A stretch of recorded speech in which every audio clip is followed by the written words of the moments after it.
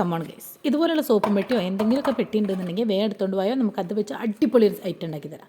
ആ ഒരു ഐറ്റത്തിന് വേണ്ടി ആദ്യം നമ്മൾ എന്താ ചെയ്യേണ്ടത്, ഈ സോപ്പും പെട്ടി തുറന്നു കാണി നമ്മൾ സോപ്പ് എടുക്കണ ഭാഗമുണ്ടല്ലോ അതൊന്ന് ഒട്ടിച്ചെടുക്കണം. പിന്നെ ഇതിന് ഈ മേൽഭാഗത്തത് സംഭവം ഒട്ടിച്ചെടുത്തതിന് ശേഷം നമുക്ക് വേണ്ടതാണ് ഗ്ലിറ്റർ പേപ്പർ. ഗ്ലിറ്റർ പേപ്പർ ഞാൻ എടുത്തിട്ടുള്ളത് സ്റ്റിക്കി ഗ്ലിറ്റർ പേപ്പറാണ്. അത് കാര്യമായിട്ട് അതിൻ്റെ ആവശ്യം എന്താണെന്ന് വെച്ചാൽ മടി എന്ന് വെച്ചാൽ വേറെ ഓരോ പേപ്പർ എടുത്തുകൊണ്ട് ഒട്ടിച്ച് പശയൊക്കെ തേച്ച് ബുദ്ധിമുട്ടുണ്ട്.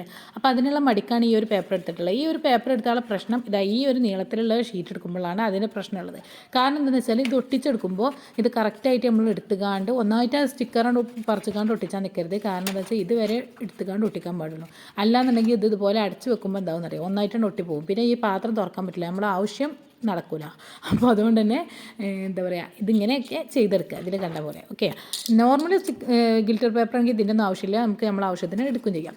പിന്നെ ഞാൻ ഇതിന് കുറച്ച് അലങ്കോലപ്പണികളാണ്. അലങ്കോലപ്പണിക്ക് ഞാൻ കുറച്ച് ബീഡ്സും കാര്യങ്ങളൊക്കെ എടുത്തുകൊണ്ട് അലങ്കോലപ്പണിയൊക്കെ ചെയ്തിട്ടുണ്ട്. അത് എങ്ങനെയുണ്ട്, ഇഷ്ടപ്പെടോ ഒന്ന് കണ്ടിട്ട് അഭിപ്രായം പറയും കേട്ടോ.